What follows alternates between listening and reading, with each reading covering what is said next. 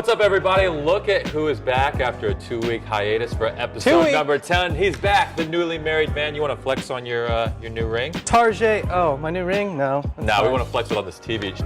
More important, periodic table for Star Wars. Wow. I've been trying to gather some T-shirts to wear on the podcast that are cool, sports or Marvel related. Yeah, you also have like a bunch of new little action figures. So I got some money for the wedding, and it was supposed to go towards the honeymoon.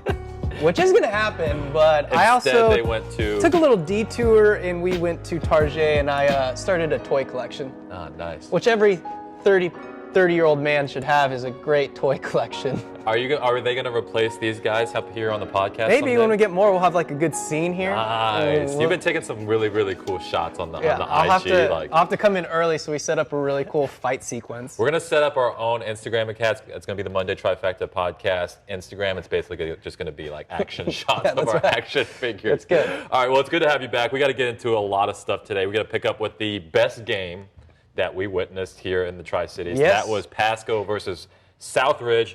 And you were there. We also sent another shooter to get the game-winning field goal because this game was absolutely insane. Yeah. 24-21 Pasco. And sometimes you look at these two teams and you thought it would be a competitive game because they matched kind of competitive levels. Yeah. You weren't going to have one team that was really good and then one that wasn't very good. Southridge and Pasco, both are teams kind of trying to build and get better. And so the game turned into a great game. Early on, there wasn't a lot of scoring. And then finally, Pasco broke the seal, and then they went up, and then Southridge came back. Southridge had the lead late, and then Pasco tied it up. Then Southridge had a chance to win in regulation with a field goal.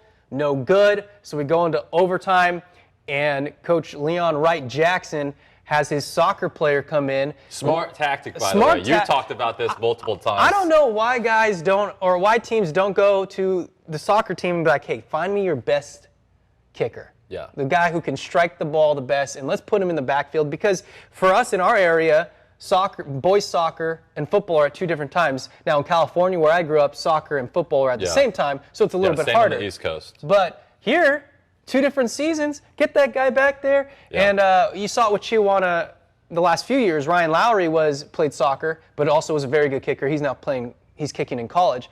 But get your guy. And so Francisco Valle comes in, ice in his veins. We think it was about a 35-yarder. Yeah, right? like they were setting up around like the 20 to 25, so that like a couple yards back yards, and then 9 yards in the end zone. So it's like in the 30 to 35-yard range. It was it was not a chip shot. No, and it was like at the upper part of the goalpost. So it's not like he barely squeezed it in. It was right down the middle. Beautiful kick.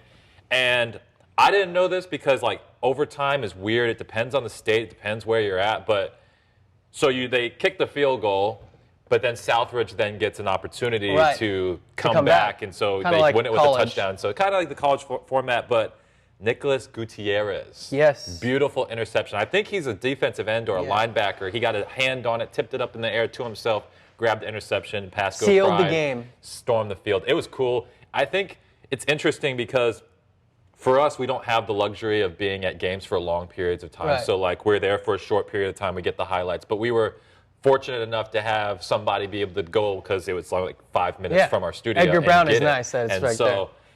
I also think it's really cool because after we posted those highlights, the community, especially in Pasco, is really, really excited about where the program is trending. And they're one of 3 teams in the MCC that is undefeated in conference play. Chihuahua, Pasco. Now, they've only had 2 games in the conference. The season's very young, but that's where the team is trending, and that's where this program is going. Yeah, and that's where you want to start. I mean, they're 2-1, and they have a winning record. And you couldn't say that about Pasco this late, and it's not even that late in the year, but after week 3 in a while. So they're trending in the right direction, and Coach Leon has them going and believing in themselves, and they took care of Southridge for the 2nd year in a row. Now, on the other side, the Suns play a very competitive game. Their most competitive game they've played all year. So that they have to feed on that too. And coaches will say no moral victories, but I think you have to take a moral victory. You went into overtime. You had a chance to win that game. You had opportunities that win that game. Now you know 1 or 2 plays here and there, and you win that game. The field goal, if it goes in, you win that game. Yeah. So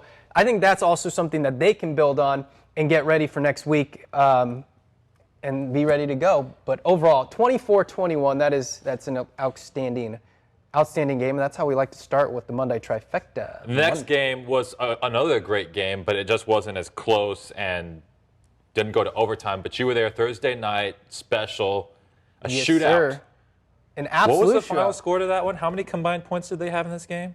55-41, 96. I was just pulling up the schedule so that we could tell you who's playing what. Kennewick or Southridge plays Hanford and Pasco plays Richland. We'll get to that. But back to Hanford and Kamaikan, 96 points. And Henry Mercado tossed six Six touchdown touchdowns. passes. And if I'm looking at the stats, and we're trying to do some math here because we haven't got the stats in yet for the full week, but I think it's over 400 yards.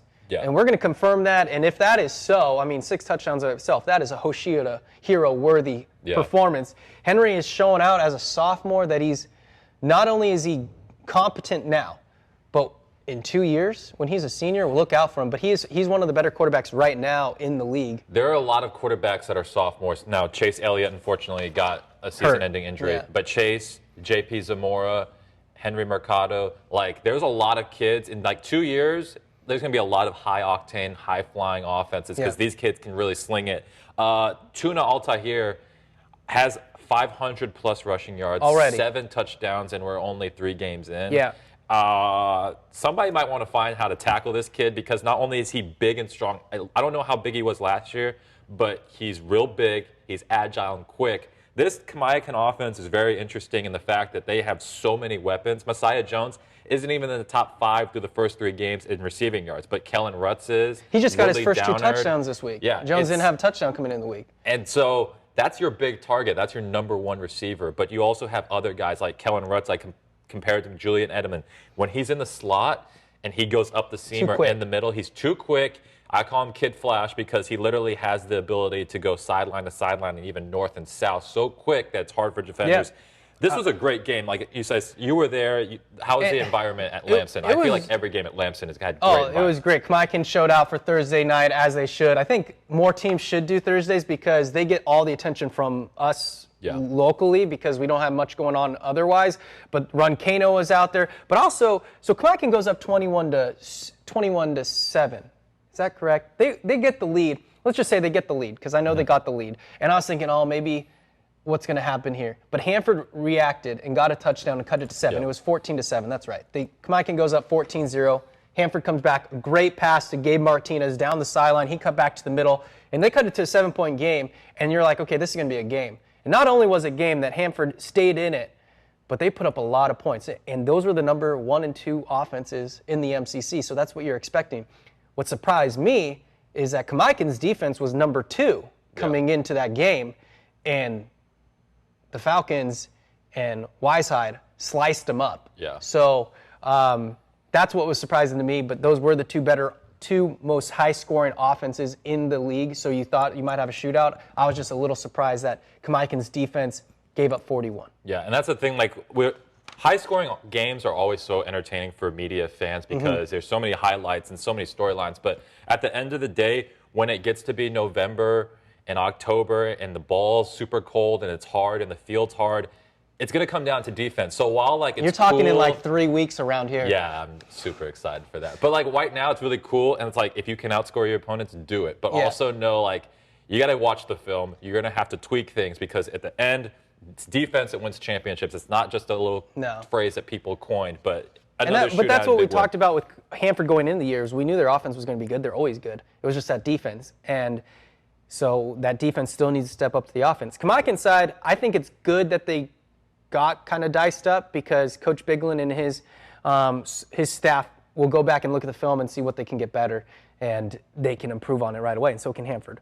But now, you were out at the next game, Kennewick-Hermiston. Turned into a pretty good game there, and Kennewick got back on the winning ways. Yeah, it was a little slow start. It was homecoming, so a lot of people were out there. There was a lot of black and orange, which was cool to see that in the Lamson Stadium at night. So student section came out and were allowed.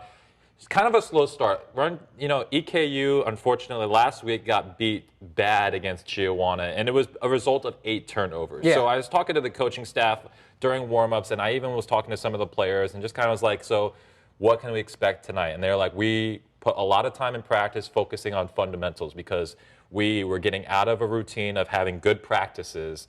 And so they had a great week of practice, and that showed in the game plan. A little bit of a slow start, but my X factor for that team is always going to be Miles Mayovsky. Yeah. The team is going to go the way he goes. Also a sophomore. And also a sophomore. So a lot of stud sophomores out there. When he can run and get 5-6 yards per carry, that offense moves. And it doesn't put Blaine in positions where he has to exert himself so much on the defensive side that when he plays quarterback, sometimes he can't move the ball as quickly because he's just coming off. And Blaine is the only quarterback that is going both sides of the ball, to my knowledge. And he as plays, a starter. And he plays safety. Yeah. And so he's moving sideline to sideline. He's the captain of that defense and the captain of the offense. So he's overexerting himself so many times in the game that when Miles can come in, get 5-6 yards, he had 2 rushing touchdowns in the first half, and that really set up Kennewick to run away with it. I think at the end, I think it was like 28-10, and the Bulldogs were able to get a touchdown and kind of garbage time. Garrett Walshley took it up the sideline 75 yards with the last couple minutes of the game. But the thing that I liked is defensively, they were able to control the pace of the game, and offensively, Blaine took a couple shots downfield, and that's something we haven't seen through the first 2 games, but in the game this Friday, he was taking a lot of shots. Yeah, and he got his first touchdown, so that's good. And the Lions, they need that win because they couldn't start falling behind not only in the MCC ranks, but in the 3A ranks, because Hermanson's a 3A school. You need to pile up those wins, and it was a good win for them, and they have a bigger game this week that we'll kind of touch on in a little bit, another 3A game, and so they needed to get that win to get back in the win column and get things trending in the right direction. Yeah, and I talked to Randy Affolter before. We had an interview for him in our 6 o'clock sportscast, and he said something that really stuck with me that every coach I've talked to has said, and he said, every night in the MCC is not a cakewalk. Right. And so, like you said, it was very important for them to get that win because you never want to lose 2 games in a row, even though you lost to Chiawana and they're the powerhouse. And so that kind of might be expected for some people on the outside. It's good for them to get the win. And like you said, big game coming up this Friday. Yeah, now we move a little bit over to Fran Risch. We had an old Big 9, so I don't know if you know this, if we've talked about it, but Big 9 used to be the conference that all the MCC schools were in. Then Chiawana came in, and they started breaking apart, and they built their own. But back in the day, Big 9, you saw Richland and Sunnyside pretty much every year. So it's like an old school rivalry. Old school rivalry, but Sunnyside does not do well against Richland. You also look at that, we were looking at Max Preps and stuff, like Hanford hadn't beat Kamaikan in 16 tries, and now it's 17. But you see these trends. But it was an important game for Richland, and they came out and won that game 41-15. It was important because they lose opening night to Chiawana, and then they win a game that they were supposed to win week 2. But it wasn't a good-looking game. It's kind of an ugly win. Right. A win is a win, but at the same time, you want to build good habits. Yeah. So then they take on Sunnyside, who was 2-0 coming in this game. They beat Prosser, and they came in with a good offense. They're really quick. One thing I noticed, had to keep my camera on because they do such a quick offense. Yeah. And they held them to 15 points. Ben Fuel goes off again. The kid is outstanding, is having an outstanding start to the year, and it seems like every ball that's tossed is going to him, and everyone knows that, and he still makes the play. Yeah, he's getting double teamed. They're putting safeties over him, and he's still finding ways to get open and break it to the outside. Yeah, and once he makes a break, he has the speed to go outside, and he had another over 100-yard game with 2 more touchdowns. He's outstanding. But I really want to talk about the defense. Defense held Sunnyside to 15 points, and not only that, Michael Rivera, the Grizzlies wide receiver, is one of the best in our area, and they held him to 76 yards on 6 catches and 0 touchdowns. And so when your defense can do that, and that part of it is also Ben Fuel, who's a safety, but when your defense can do that, lock down their number 1 receiver, other guys have to make plays, and Sunnyside didn't have the guys to make plays. And so the defense really stood out to me, holding the quick offense of Sunnyside intact. And then the defense did the rest, the offense did the rest, putting up 41 points behind Ben Fuel, who seems to be making a case for MVP. And we haven't had a wide receiver make MVP for a long time, but if he keeps trending like this, it could be a running back in Tuna, and it also could be Ben. Those are my 2 front runners at the moment. Yeah. I think also, like what you touched upon, is taking away their best player reminds me of the greatest coach of all time, which is Bill Belichick, and that he's known for game planning on taking away what you do well. So whatever you do well, he's going to take that away. And so Richland did that, which is a testament to coaching, practice, and game plan, and the players executing the game plan. If they can continue doing this, Ben Fuel is a weapon that they can use, but they have a bunch of weapons. And what's going to happen is so many people are going to look at Ben and say, we need to lock him down, but they have other targets that they can use. And Harrison Westover is a very elite quarterback. He's flying under the radar because Ben is putting up such crazy numbers, but Harrison has had a great first 3 games, and I only expect him to get better. One thing you do have to be a little concerned about is there's so many balls going to Ben that who's going to step up? Because at some point, they're going to just start taking him away, especially if we get into the playoffs, if they start making a deep run, someone's going to take away Ben. So you need those other guys to step up, and Caden Roxburgh had a great catch earlier that day. But, yeah, I like that they're trending in the right direction. That was a good win for them. I think that was a really good win. Now they take on Pasco this week. And should be another win for them, and then they'll get back to 3-1, and things but are don't moving. take Pasco lightly. No, I think we talked about this. I think in our preseason episode where we were looking, there are trap games. Yeah, and this might be a trap game. You get a big win over Sunnyside, you're really, really high. But Pasco also gets a big win in overtime, so they're really high. This is not going to be a cakewalk, and that's how coaches have talked about. No cakewalk, so they're going to have to be locked in. I think so. I think this will be a competitive game. It is at Edgar Brown. Richland, the one thing about the MCC schools, once you get to playoffs, a lot of them, Richland and Hanford, they can't play at Fran Rish, so they either play at Lamson or Edgar Brown, so they're comfortable there. But I think Pasco is going to play tough here. I think Pasco will play tough for a couple quarters, 3 quarters maybe, and we'll see how it all shakes out. But the longer Pasco can stay in that game, the more chances they are to have a win. And they also have Lincoln. We have the top two. Well, we talk about Ben so much. Ben has 500-plus yards, but Lincoln is like at 450, 460, something there. So he's hovering right there. He's also another target that... Yeah, top 2 wide receivers going at it in the MCC this week, so it should be fun. It's going to be a good one. Chiawana versus Walla Walla. This game was very interesting because obviously Chiawana has been our favorites and favorites of a lot of people in the MCC. But Walla Walla strikes first. Yep, 7-0. I checked Twitter, and all of a sudden the Walla Walla Blue Devils score first, Ashbeck. 7-0. And you know this more than I do, but Chiawana...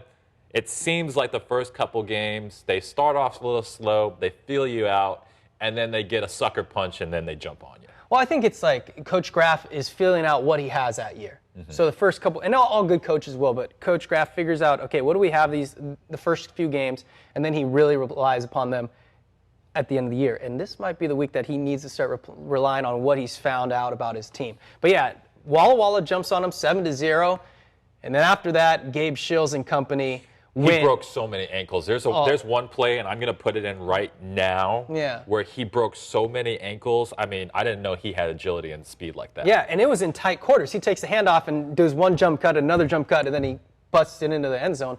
And it wasn't a long run. It was an impressive, like, really short, tight area, which is something as a running back you kind of obviously need. But he went for 143 and 4 touchdowns.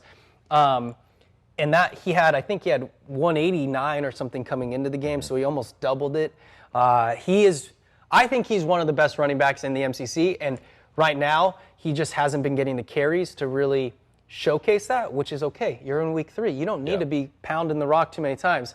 I think I'm really excited for this week, and we're going to transition to that soon. But yeah, Chiawana takes care of business at Borleski, which is kind of a weird spot. Yeah. Because Borleski is a grass field as well. It gets kind of muddy. There's areas in the field that get super muddy. Haven't been there for a football game. Just so used to like going out there for Sweets games, so I can't picture what the field. They just kind of turn it on its side. But it was a good win. Chiawana remains perfect, and now they take on Union this week. And after we get through the small schools, we'll preview next week. They're also outscoring their opponents 116-20. So even though we talk about how they get off to slow starts, they're beating teams by plus 94, if my math is correct. And they're not an offense or a team that's going to usually put up, 50, 60 points. They're a team that's going to keep you to under 10, and they're going to score 35, 40. And it's going to look like maybe it was closer than it was, but it's all about possession with Chiawana. Yeah. It's all about possession and controlling the clock and controlling the ball. And So it was 40. It was, what was the score? Final was 41 to 13. 41 to 13. So Wawa had 13 points, but I think that might even have been indicative of how the game kind of went. Yeah. Just that's how they play. Speaking of high-octane offenses, why don't we talk about TCP and the fact that they are outscoring their opponents 176 to 12. Yeah. They are putting it on people. And Northwest Christian isn't what they had been the last couple years, even last year. They were 0-2 coming in the game. And so it looked like TCP was going to get that win. But they scored 15, 21, and then 7 in the first 3 quarters. And then they don't. I'm pretty sure they pulled the starters and just milked clock. And to me, what stands out about TCP right now is they're undefeated. And you might have thought, oh, hey, one guy leaves to go play somewhere else, or goes to a different school. I don't know if it was to go play for a different place. I don't want to say that because that might not be actually true. But you lose a guy, one of your main guys in Kobe Singleton, and you thought maybe this team was going to take a step back. And all it's proven to me is that they ain't going anywhere. They're not going anywhere. The Jags are for real this year. They have maybe what they didn't have in one dude, they have in like 5 dudes. Yeah, and sometimes the sum of your parts are better than just one guy. And if you look at, we were talking about it when we were getting ready for the show, rushing, receiving, there's no one person that has a bunch of yards. Yeah. But there's a lot of guys that have a decent amount. Receiving, Landon Amato is averaging over 100 yards receiving a game, so he might be their number 1 receiver. But as far as rushing, like even against Northwest Christian, you had 4 guys with over 30 yards rushing. One of them was your quarterback, and then 3 other ones were over 40. So they're not having a lot of guys take too many hits, and their offense just keeps going. And their defense, we talk about their offense the whole time, but their defense has allowed, what'd you say, 12 points? 12. So they are averaging 4 points giving up a game through the first 3. And we want to talk so much about their offense, but their defense is just as good. And here's the thing that you talked about that I think is so important, especially in high school sports, because we all know how there's the one guy who's the big man on campus. Yeah. And when that happens, it seems that teams revolve everything and put all their resources into that one guy. TCP is not like that. They've, like you said, running, receiving, and defense, they do it all by committee.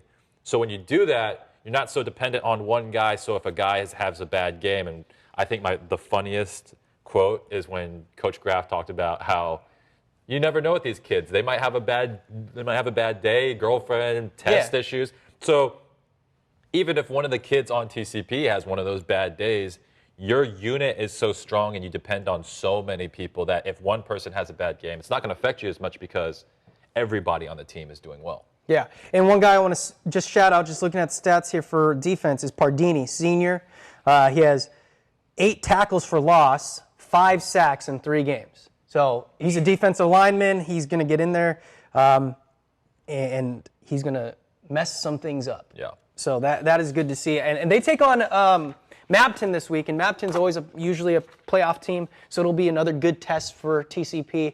But at this rate, man, they're just putting up a lot of points. And in 2B, they look like they should make a playoff run. Excuse me. They should win the EWAC again.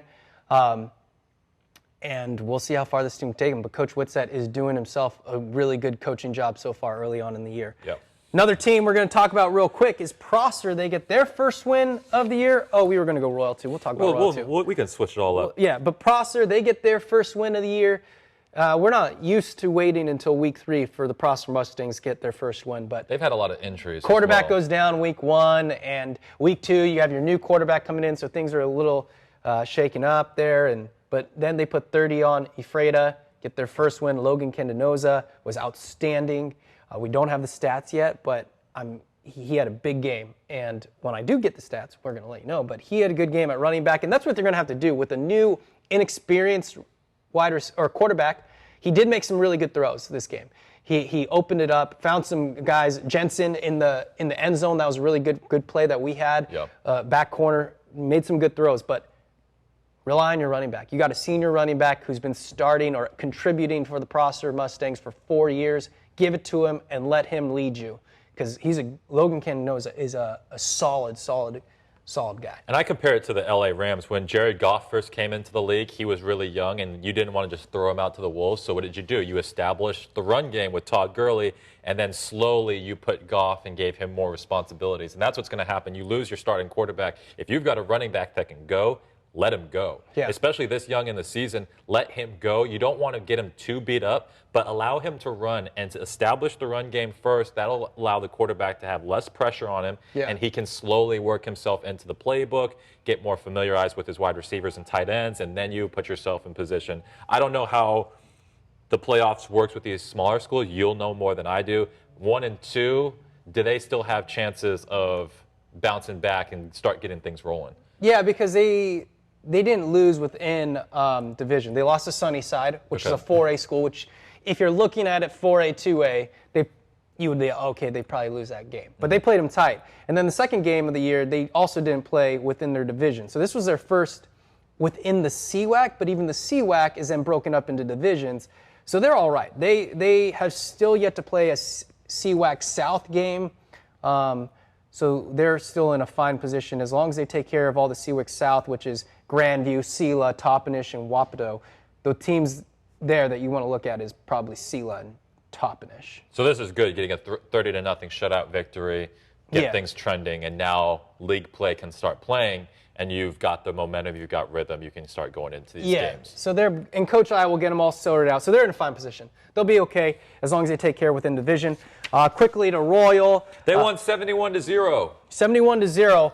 That's not the main storyline. I mean, they do that a lot. And last year, I think the defense was averaging under 7 points a game. So this is nothing new. They took down Wall-Luke. But what I want to do shout out to Royal because their coach, Hall of Fame coach, Wiley Allred, was not on the sidelines for the first time in 38 years. He had a little surgical procedure, so he had to miss the game.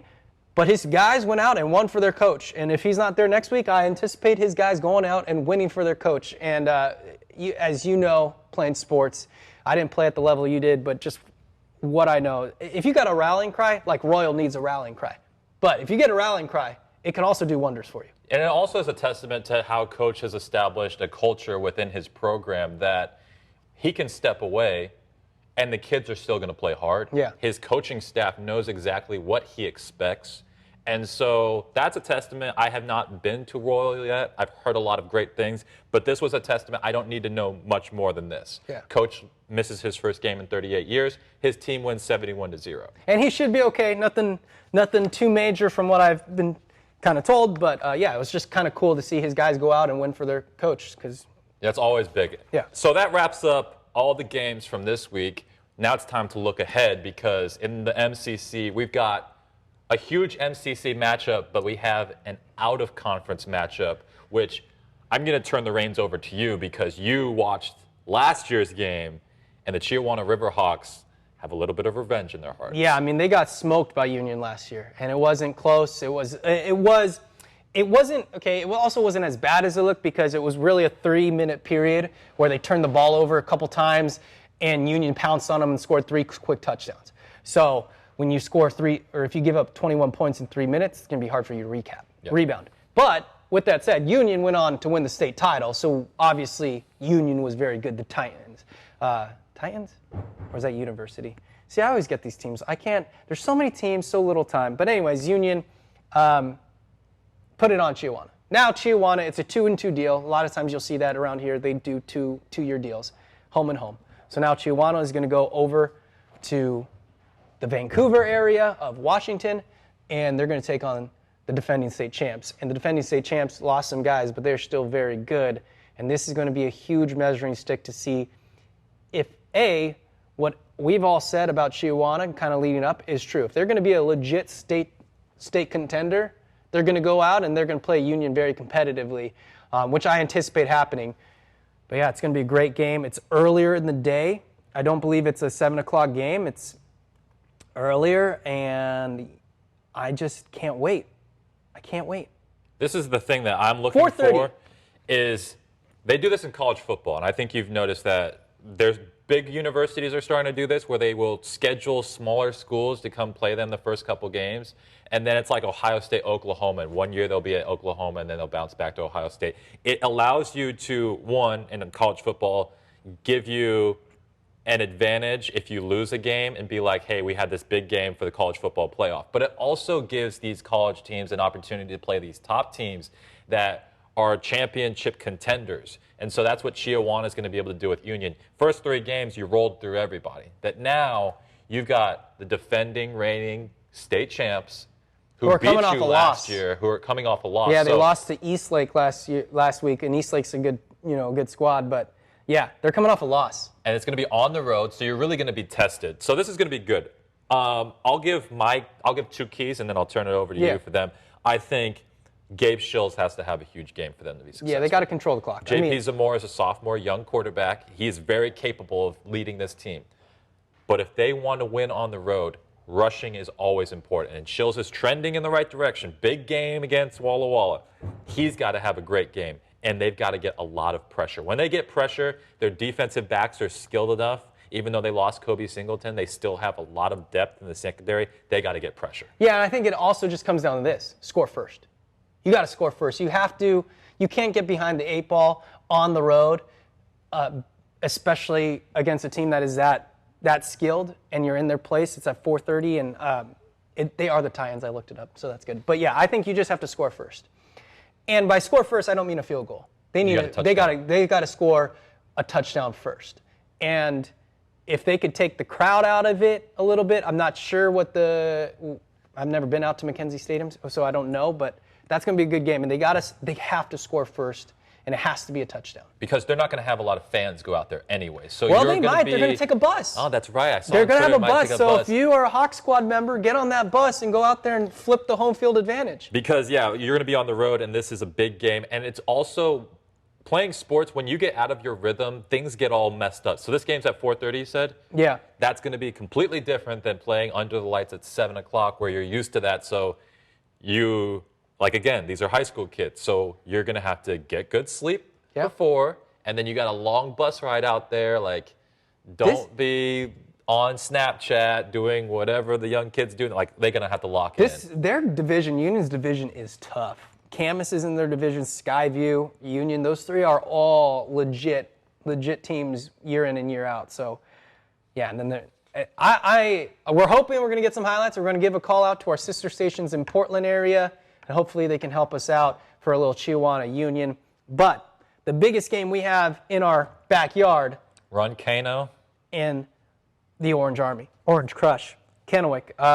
Big game because it has MCC, obviously, because the way that MCC does it, I've said it before, whoever has the best record in the MCC, in the division MCC standings, will get the top seed out of 3A if everything else is equal. But you still got to beat Kennewick.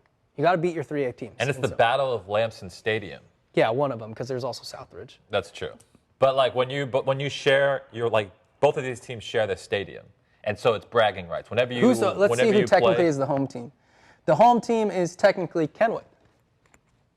So Kennewick will be on the main right side. The main side, yeah. And then Run Kano will be on the other side. So here, and I've had a couple kids from Kennewick and Kamaikan say they watch this podcast. So if you're watching right now, I'm also going to be looking for, and we're going to be looking for, who's got the best student section. So far, both have been extremely impressive. But this game's going to be huge. I don't know what I anticipate, because this could go one of 2 ways. This could be a shootout, or this could be an old school, ugly. I think if it's a shootout, it plays right into Kamaikan's hands. Yeah, Kamaikan wants it to be a shootout because they've got the weapons. They can probably outscore almost anybody in the conference. They probably can outscore anybody in the conference. I would think that they could even outscore Chiawana. Number 2 offense, they outscored them by 14 points. Yeah. So Kennewick is going to want to slow things down, and that's where Miles Miofsky is going to have to come into this. Get 5-6 carries, get 5-6 yards per carry, and control that clock. Keep it slow, because if Run Kano can run, they are going to run and put up a lot of points. And the thing is, this isn't actually a road game, because I've been to these games before. It's not like Kamaikan doesn't show up, because it's not they're not They're not technically home. home. Yeah. It's going to be loud. And so, honestly, it's kind of like, since I would still say Kennewick is the underdog in this because, like I said at the beginning of the year, until you beat those top-tier teams, the elite teams in the MCC, I always view you as an up-and-coming. So, in that aspect, just like I said to Chihuahua, Kennewick's got to score first. Yeah. They have to score first, and they can't. It has to be in convincing fashion, too. Right. It can't be like a long drive, and then they need to Well, if they do a come out of long the drive, gate that's okay. and punch them in the. But it needs to be, convincing. Yeah. Like long drives in which you control the clock and you enforce your will. That's punch. Yeah. You can't be like lackadaisical in your schemes and your blocking. They need to come out, opening gates, and punch him in the face. Because if Kamaikan jumps on you early, like they did against Hanford, they go at 14-0. Yes, Hanford showed a lot of guts and battled back, but they can't come back. You can't come back because the Braves are going to score more points. Like, it's not like they score 14 and they're done. And they can do it in a plethora of ways. They can do it on the ground with Tuna. He can just run you over. Or they spread it out wide and put all those weapons out there. And Mercado, run Kano. Also, we don't talk a lot about offensive lines because they're not as flashy as skilled not players. As sexy. Henry Mercado, in all the highlights and all the games I've been to, there's a beautiful pocket, and he just sits there. Kennewick's defensive line is very talented, huge. And they get a lot of pressure. And they're big. So it's going to be the battle of the lines, and that's going to be very, very important. Yeah, and you'll start to see that. And if Kennewick's getting their pressure, because they're big boys, they're going to have to start swing passing, they're going to have to do things, and they're going to have to put Tuna outside of the numbers or run left and right. And I believe Tuna's strength is just going right at you. Yeah. Because he doesn't have, he's quick and he's fast, but he needs to go straight. Yeah, he can't go sideline to sideline. He's got what I call a quick first step. Yeah. And that if you take the wrong angle or you don't have the right approach, he can get around you. But like I said, like you said, north and south is his strength. Yeah, so this is a 2-0, 3-0 overall Kamaikan team taking on a 2-1 overall Kennewick team. And so if Kennewick wins, they're tied 3-1, and they'll be also tied in the standings. So it pulls everything nice and tight. Now, if Kamaikan wins, they're up basically 2 games. Yep. Because it's basically a 2-game swing, and Kennewick's going to have some work to do just to get back into it. Because Kamaikan's also already beat Southridge. Mm-hmm. So they've already took down, that would have been 2. So this is a huge game this week. I think that we'll have the votes to do it, but it also is going to be has to be the big game of the week because we just got to look at the way things are going to shake out. But we are going to put the poll up, so go ahead and vote out there because we are men of the people. So whatever we want doesn't really matter. It's what you guys want, and we'll make sure that whoever is the big game of the week, voting-wise, is the big game of the week. But Kamaikan and Kennewick is, as far as competitive balance and where it lies in the standings and all that's on stake, that's a huge game. Yeah, it doesn't get much bigger than this. No. Well, that's going to wrap up our football content just for... Hermiston, be out there. Friday Night Fever Pep Rally. We're going to be there at 6 a.m., so that will wrap it up. But we want to see you at the Kennel, 6 a.m. on Friday. I'll see you at 4 a.m. Oh, yeah, we'll be there. Yeah. Okay, that's going to wrap up now our football aspect. Let's quickly talk about volleyball and soccer. Yeah, because we got other sports. We're not all about football here. We touch on everything. Volleyball. I'll go volleyball. Okay. Because you've seen more soccer than I have. Okay. But so volleyball-wise, it is what we thought it was going to be. Chihuahua, Richland, and Walla Walla. Those are usually the top 3 teams, recent history, and they're going to be again this year. And we had a great matchup with Chihuahua, Richland last week. Chihuahua lost in 3. I should have said the winning team. So Richland won in 4, but the 3 game wins were by 10 points combined. So it wasn't like it was 25-15 or 25 to. They were close, and they could have gone either way. Actually, the game that Chihuahua won was the biggest win as far as point differential, is 25-18 or 17 or something like that. But yeah, so that was a big game because now Richland kind of owns their own destiny. They will have to face each other again later in the year. But that was a big win right out the gate, and Sage Brewstead had a huge game, over 20 kills. And when your number 1 option isn't getting blocked and putting the ball down, you're going to win a lot of matches. But what I'm excited to see is I'm going to see my first taste of Walla Walla on Tuesday. They are switching gears. Nolani Helm is at Portland University.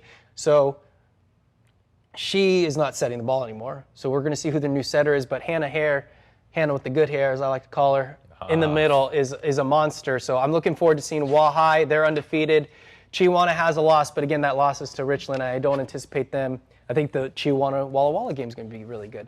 But there's other scrappy teams. Like you said, you saw Kennewick out there earlier this week. Yeah, Kennewick and Hermiston was a very good game. The Bulldogs took the first game, and then Kennewick kind of regrouped and was really scrappy and won back. So I think Kennewick is a dark horse team, and I think Kennewick really, in most of the sports that Kennewick has, I feel like they're a dark horse. They are a gritty bunch of kids who are very motivated, and so the game that I saw, they were very motivated. Yeah, and they've completely changed their culture in the last couple of years, and Kennewick is a much more competitive team now than they were a couple of years ago.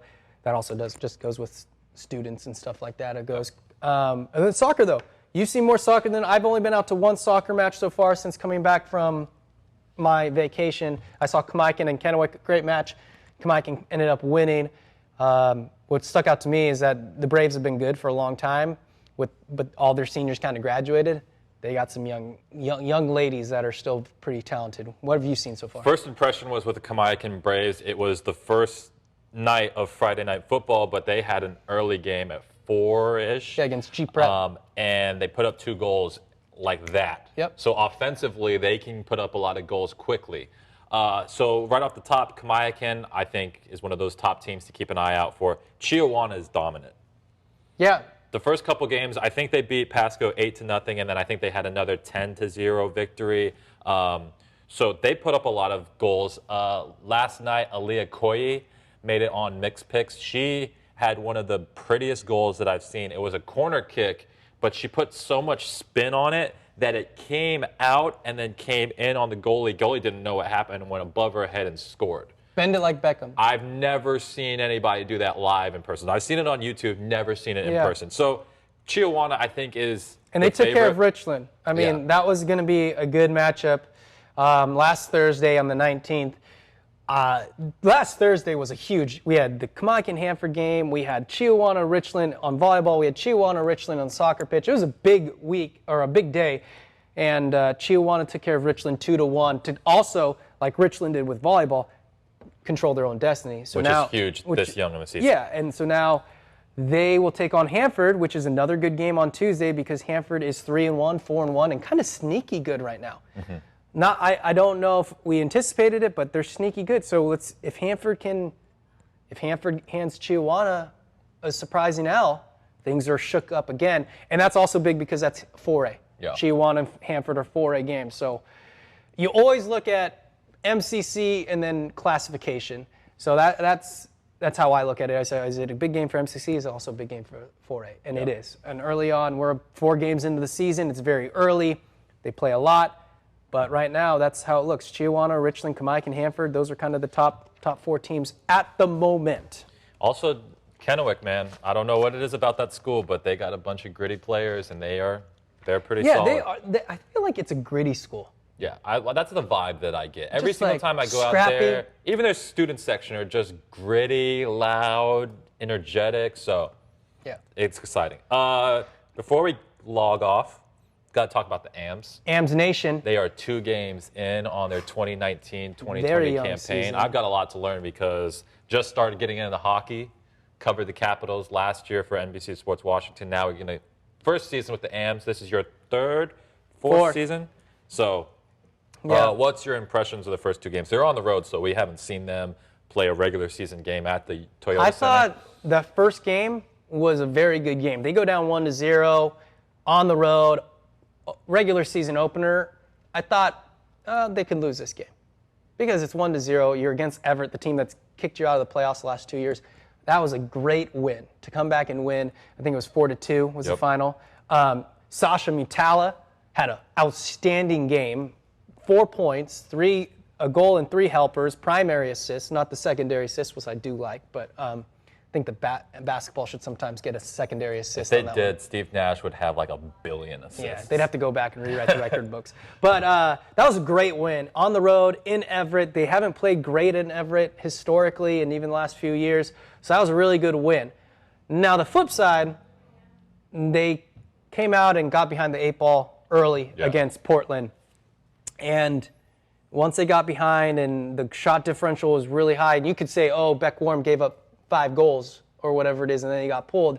I don't think all those goals had to be on Beck. We weren't there to see it. But when you were outshot, I think you said 17-4 in the second period. So by the numbers, Portland scored 4 goals in the second period. In that second period, the Ams were outshot 17-4.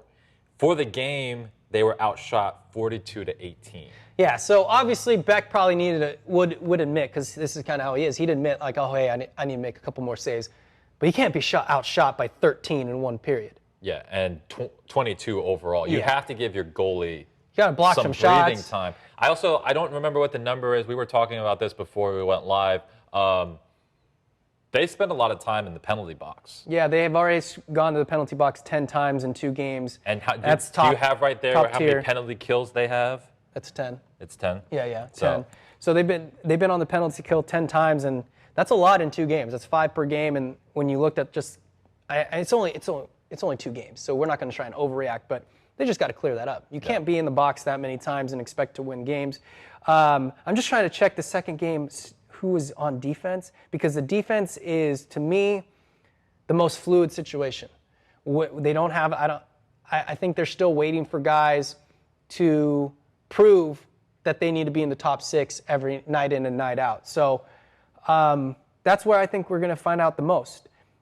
But we'll see. I mean, their defense, they had their guys in. Yeah, I'm just going to look at their offense and be like, you need to get more shot attempts. Yeah, they got to put more pressure on, of course. Beck only gave up 4 goals in game 2. So, yeah, you need to get more. You need to get more offense, because if you're in your zone the whole time, you can't flip the ice. You can't get there. And so what they'll tell you, their favorite line is, we got to get pucks deep. Got to get pucks deep, make the defense turn, and put some pressure in the forecheck. It's a beautiful thing when your forecheck gets going in hockey. It's amazing how many turnovers you force. Bad passes, guys start feeling ghosts. It's just like in football, where if you keep getting hit, or you'll see quarterbacks, they've been getting hit all game long, they start feeling pressure that's not there, and they'll make a bad throw. So forecheck, if you can keep pressure on their defense and make them feel like they're going to get hit every single time they get a puck, they're going to make some bad plays, and they're going to turn it over in their own zone, and that's when you get grade A scoring chances inside the dots. But yeah, I'm excited. 2 games. I'm not going to overreact. They went 1-on-1 on the road. They're on an extended 5-game road trip. Yeah, so 3 more on the road before they return So home. if they can go 3-2, even if they went 2-3, they'll be okay. You just got to get a couple wins on the road. That opening night win was big. They still don't have Kyle Olsen, Christoph Rybeek. They're still at NHL camps. So they're still missing some dudes. So as long as you can just kind of deter the storm, what's it called? What's that? What's the saying? Come on. This is going to kill me. What is it we're called? super this smart. Is bad. Whatever it is. Weather the storm. Weather the storm. Let's go. Yeah, there we go. We're so smart around here. If we can weather the storm, so to speak, just like any big injury, hey, weather the storm 2-3 weeks. Yeah. If they can weather the storm and get Kyle back, Christoph back, get their offense, their forward lines shuffled, because that's what happens with hockey. I know we got to wrap it up though. If your main guys are out, other players who aren't ready for those minutes, I got to step in, and they got to play big minutes. So you don't see it now. They also are going to have some decisions to make. 20-year-olds, you can only have 3 on your roster. Wow. You have a couple weeks to figure that out. You also can only have 2 European imports on your roster. And right now, they have 2, and they've played very good. But then when Christoph comes back, you have 3. Yeah. So they're going to have to make some tough decisions. And you got the guy's name. Nikita Krivokrasov. Yes, Kir Krasov. He had a big opening weekend. He had 4 points in that first game, 2 goals. And then you have Jan Chikart. Chikart. Jan Chikart. It's Chikart. We need to go through. We need to go pronunciation guide. through a Pronunciation guide. 30-minute pronunciation guide / training, so we don't look. We'll get super out there. We're stupid going to get saying, out there this week, and I'm going to kind of. We'll get them all lined up. But both those guys have goals this weekend.